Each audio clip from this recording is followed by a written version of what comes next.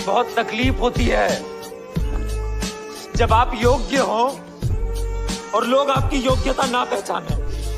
तो दोस्तों आज आप देखेंगे एक ऐसे बच्चे को जो एक मैजिकल सिटी में चला जाता है और फिर उसके बाद वो तो सारे दुनिया के बच्चों की लाइफ ही बदल देता है। So hey there, I am Shivay. Today we gonna talk about a movie called a boy called Christmas. तो मूवी स्टार्ट होती है और हम आंटी रुथ को देख पाते हैं जो अभी अभी अपने नेफ्यू मैट के घर आई हुई हैं। पर यहाँ आकर वो देखती हैं कि क्रिसमस होने के बावजूद भी उनके घर में कोई डेकोरेशन नहीं होती। पूछने पर पता चला कि उन्हें ऐसी किसी भी चीज पर बिलीव नहीं है, इसलिए वो डेकोरेशन जैसी चीजों पर टाइम नहीं वेस्ट करना चाहते। तो आंटी रुथ उसे एक स्टोरी सुनाती है। तो स्टोरी स्टार्ट होती है फिनलैंड के जंगलों से, जहाँ पर हमें एक पिता जोएल और उसके बेटे निकोल को देख पाते हैं। इनकी आर्थिक स्थिति काफी ज्यादा खराब होती है। इवन ये तो खाने का इंतजाम भी काफी मुश्किल से कर पाते हैं। सोते हुए उसके डैड निकोल को एक कहानी सुनाते हैं जिसमें वो बताते हैं एक लड़की के बारे में जिसने एक ऐसी सिटी ढूंढ निकाली थी जिसमें बहुत सारे एल्फ रहा करते थे और वो सिटी मैजिक से भरी हुई थी।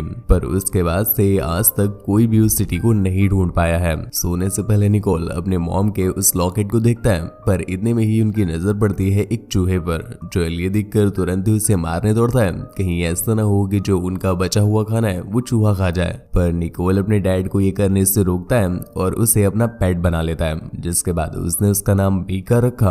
और यहाँ पर हम देख पाते हैं निकोल मीका को बातें करना सिखा रहा है। दूसरी तरफ हम यहाँ के राजा को देख पाते हैं जो सभी लोगों को बुला करके ये पूछ रहा था कि आखिरकार हमारे राज्य में किस चीज की सबसे ज्यादा कमी है। सभी लोग अलग अलग जवाब देते हैं, पर राजा उनसे कहता है इस समय हमारे राज्य में खुशियों की बहुत कमी है क्योंकि कोई खुश ही नहीं है। तो कोई जाकर ऐसी जादुई चीज ले आए जिससे हम सभी लोग खुश रहने लग जाएं। सभी लोगों का ध्यान जाता है सीधा उसी मैजिकल सिटी के एल्फ्स की तरफ, क्योंकि वो हमेशा खुश रहते थे और सब में खुशियां बांटते थे। राजा उनसे कहता है कि जो भी जाकर वहां के किसी मैजिकल एल्फ को लेकर आएगा तो उसे बहुत अच्छा पुरस्कार दिया जाएगा। ये बात सुनकर सभी लोग इस काम के लिए रेडी हो जाते हैं और यहीं पर एंडस नाम का जोएल का एक फ्रेंड उसके घर आता है जिसके पास कुछ ग्रीन कलर के तीर थे। जोएल उसे बताता है कि वो एंडस के साथ उसी मैजिकल एल्फ को ढूंढने के लिए जा रहा है ताकि उनकी गरीबी दूर हो सके। पर तब तक निकोल का ख्याल रखने के लिए वो निकोल को अपनी बहन के घर छोड़ जाता है।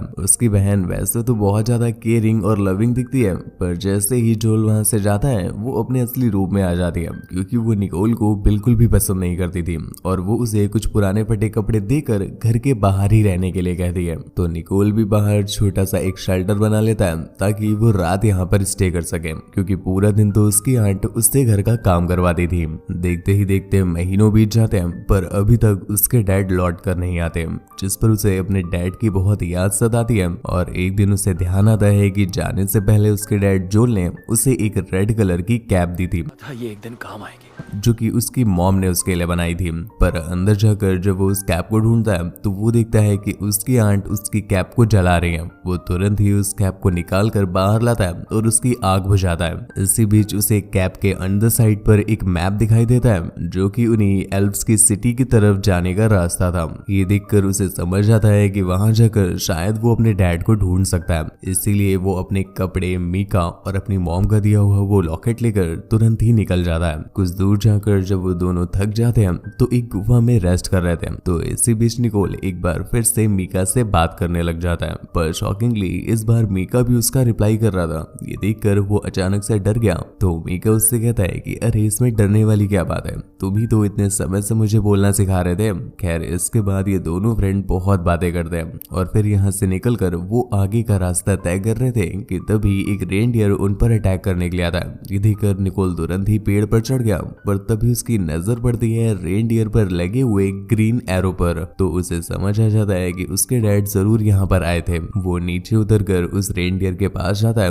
और उसे शांत करते हुए उसका एरो निकाल देता है, जिसके बाद निकोल आगे का रास्ता तय करता है। जंगल क्रॉस करके वो एक बड़े से मैदान पर पहुंचा, पर तभी उसकी नजर पड़ती है रेनडियर पर जो अभी भी उसका पीछा कर रहा था। निकोल उससे वापस जाने के लिए कहता है, पर वो रेंडियर उसे उस पर बैठने के लिए कहता है। निकोल भी चल चलकर अब इतना थक चुका था कि वो भी उसके इस ऑफर को एक्सेप्ट कर लेता है, जिसके बाद रेंडियर अपनी पूरी स्पीड के साथ उसे आगे की तरफ ले जाने लगा।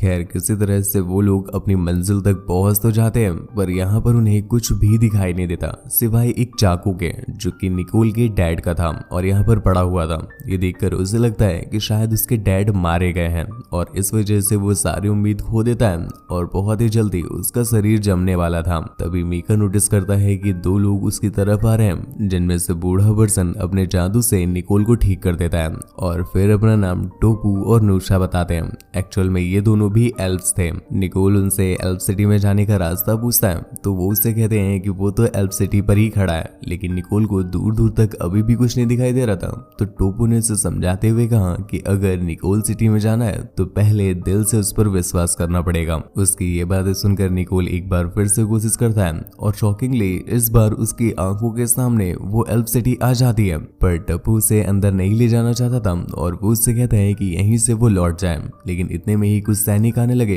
इस वजह से टप्पू को उसे छुपाना पड़ गया और इसी बीच निकोल देखता है कि इनकी सिटी से एक छोटा सा बच्चा गायब हो गया है, जिसकी खबर आई है। इसके लिए वो टप्पू से क्वेश्चन करता है, पर इतने में ही टप्पू एक सीक्रेट रास्ते से उसे अपने घर ले आया, जहाँ पर बहुत सारे लोग क्रिसमस सेलिब्रेट कर रहे थे और चारों तरफ खाने पीने का सामान रखा हुआ है। पर निकोल को कुछ भी समझ नहीं आ रहा था।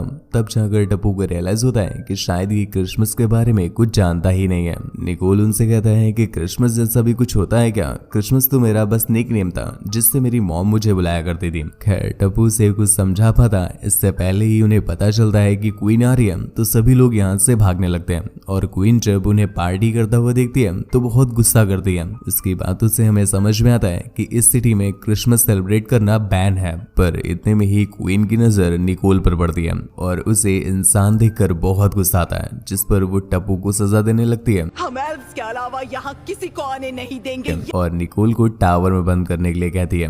निकोल जब उनसे पूछता है कि आखिर वो ऐसा क्यों कर रही है, तो वो उससे बताती है कि कुछ दिनों पहले कुछ इंसान आए थे जिस पर उसने भरोसा किया, पर वो लोग उसकी ही सिटी के एक छोटे बच्चे एल्फ को उठाकर यहाँ से भाग गए। खैर सोल्जर्स निकोल को लेकर टावर में बंद करने जा रहे थे, पर वो उसके पेट चूहे को भूल जाते हैं और यहीं पर टावर में उसकी मुलाकात पिक्सी नाम की एक बच्ची से होती है, जिसे पटाखे छुड़ाने का बहुत शौक होता है। उन दोनों के अलावा यहाँ पर एक एल्फ भी था जो कि निकोल को खाने की कोशिश करता है, पर पिक्सी उसकी हेल्प करती है और अपना बनाया हुआ एक पटाखा उसके मुंह में डाल देती है, जिससे वो ट्रोल फट जाता है और ये दोनों उड़ते हुए उस टावर से बाहर निकल आते हैं। हालांकि सोल्जर्स भी उनका पीछा कर रहे थे, पर इतने में ही मीसा लाकर उनका रेंडियर उन्हें दे देती है, जिसकी हेल्प से वो भागने लगे। पर सिटी का दरवाजा बंद हो रहा था और अब पिक्सी को समझ आ जाता है कि उसे रुकना ही पड़ेगा इनकी जान बचाने के लिए। तो वो वहीं रुककर किसी तरह से उस दरवाजे को रोकती है और मौके का फायदा उठाकर निकोल वहां से निकल जाता है। यहाँ से निकलकर वो सीधा जंगलों की तरफ गया ताकि वो अपने डैड को ढूंढ सके। पर कुछ दूर जाकर उसे एक चमकता हुआ धागा दिखाई देता है। उस धागे को फॉलो करने पर वो लोग उसी एल्फ बच्चे के पास पहुंचते हैं, जिसे यहाँ पर कैद करके रखा गया था।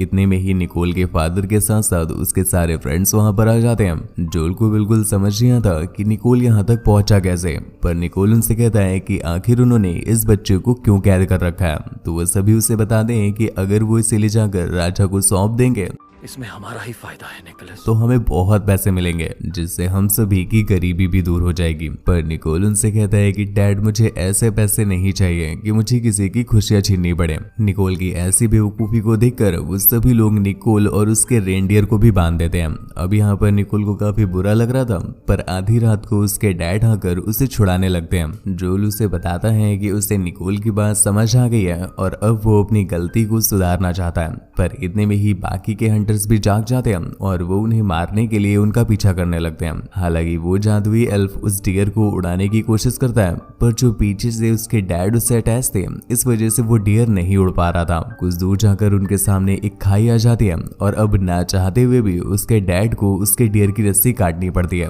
ताकि उसके बच्चे सेफ हो जाए, जिस वजह से डियर भी उड़ जाता है। पर अनफॉर्चुनेटली उसके डैड मारे जाते हैं। अब निकोल ने डिसाइड कर लिया है कि वो अपने डैड की आखिरी इच्छा को पूरी करके रहेगा। एल्फ सिटी में जब सभी लोग उस एल्फ बच्चे को सेफ देखते हैं तो वो बहुत खुश होते हैं और उन्हें समझ आ जाता है कि सारे इंसान एक जैसे नहीं होते। पर ये चीज क्वीन को नहीं समझ आ रही थी, तो वो उन पर गुस्सा करते हुए वहां से चली जाती है। पर दूसरी तरफ सभी एल्फ्स उससे इतना खुश थे कि वो उसे गिफ्ट्स देने लगते हैं। निकोल ने जब ये देखा तो वो बहुत खुश होता है और उसे एक बात रियलाइज होती है कि गिफ्ट्स पाकर मैं इतना खुश हूँ तो अगर दुनिया के सभी बच्चों को गिफ्ट्स मिल जाए तो वो भी बहुत खुश होंगे। ये सोचकर वो उन सभी लोगों से कहता है कि जल्दी जल्दी वो ऐसे ही और भी ज्यादा गिफ्ट्स बना दे। उसकी बात मानकर सभी एल्फ्स गिफ्ट बनाने में लग जाते हैं और कुछ एल्फ्स डिलीशियस कैंडीज भी बनाते हैं। जिसके बाद वो उन सभी गिफ्ट्स को एक बड़े से बैग में भरकर अपने रेनडियर के साथ उन्हें बांटने के लिए निकल जाता है। पर इतने में ही क्वीन वहां पर आ गई जो कि निकोल को मैजिक से उल्टा लटका देती है। पर इतने में ही उसकी नजर पड़ी उसके गले में पड़े हुए उसकी मॉम के लॉकेट पर। पूछने पर निकोल ने बताया कि ये लॉकेट तो उसकी मॉम ने उसे दिया था। अब जाकर क्वीन को समझ में आता है कि ये उसी लड़की का बेटा है जो सालों पहले यहाँ पर आई थी। एक्चुअल में निकोल की मॉम बहुत सालों पहले यहाँ पर आई थी जो बहुत अच्छी थी और क्वीन को वो बहुत पसंद थी, इसलिए वो निकोल को माफ कर देती है। जिसके बाद निकोल अपने रेनडियर पर बैठकर दुनिया भर के सभी बच्चों को गिफ्ट्स बांटने के लिए निकल जाता है। पर सबसे पहले वो जाता है अपने किंगडम के राजा के पास। वो राजा को समझाते हुए कहता है कि दुनिया का सबसे बड़ा जादू तो खुश रहना है, इसके आगे वो जादू किसी काम का नहीं है जिसके लिए आपको किसी एल्फ के बच्चे को चुराना पड़े। राजा को ऐसे किसी भी बात पर बिलीव नहीं था, तो वो उसे अपने रेनडियर पर बैठा लेता है और फिर उन्हें पूरे राज्य की सैर कराता है। ये देखकर राजा को भी उसकी बातों पर बिलीव आ जाता है और वो बहुत खुश होते हैं। ये बहुत समय के बाद था कि राजा इतने खुश थे। जिसके बाद निकोल दुनिया भर के सभी बच्चों को अपने बनाए हुए गिफ्ट्स देता है और अगले दिन जब बच्चे वो देखते हैं तो बहुत खुश होते हैं। जिसके बाद वो अपनी आंट रूथ के पास भी जाता है और उन्हें भी कुछ चॉकलेट कैंडीज देता है और फिर इसके बाद वो राजा के साथ ही बादलों में कहीं पर गायब हो गया।